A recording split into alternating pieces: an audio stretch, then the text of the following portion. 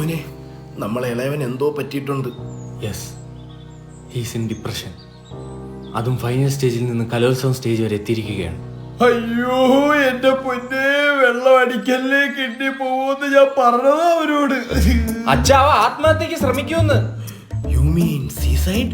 Beach side suicide. ആ സൂയിസൈഡിൽ നിൽക്കുന്ന കണ്ട് ഞാൻ ഇങ്ങോട്ട് വരാൻ നേരം അതുകൊണ്ട് കുട്ടിച്ചാത്ത മതലിന്റെ വിളിക്കിരിക്കുന്നാടാ. ഒന്നാമത് കുഞ്ഞിന്റെ സമ്മതല തെറ്റിയിരിക്കുക. മോനെ തിരിഞ്ഞിടാ. വയനാട്ടിൽ കണ്ടായിരുന്നു ഒരു കുരങ്ങ്. എന്തുവാ മോനെ പ്രശ്നം? 10-ാം തീയതി പത്മയുടെ കല്യാണമാണ് പപ്പ. അയ്യോ വിളിച്ചില്ലേ? അതിനാണോ മോനെ ഇങ്ങനെ സ്പൈഡർമാനെ പോലെ ഇരിക്കുന്നേ? പത്മാവതി ആരെന്നറിയോ പപ്പയ്ക്ക്? ഈ പരസ്പരത്തിലെ ദീപ്തിയുടെ അമ്മയമ്മ അല്ലേ?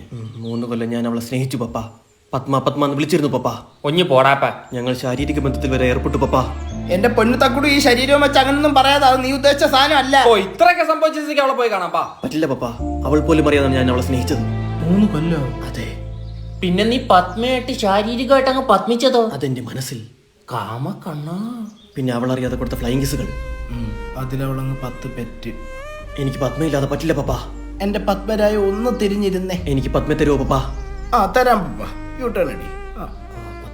പത്മനോട് ജീവിക്കാൻ വേണ്ടി മരിക്കാൻ വരെ തയ്യാറാണ് പപ്പ. മുതു നോക്കിയത്.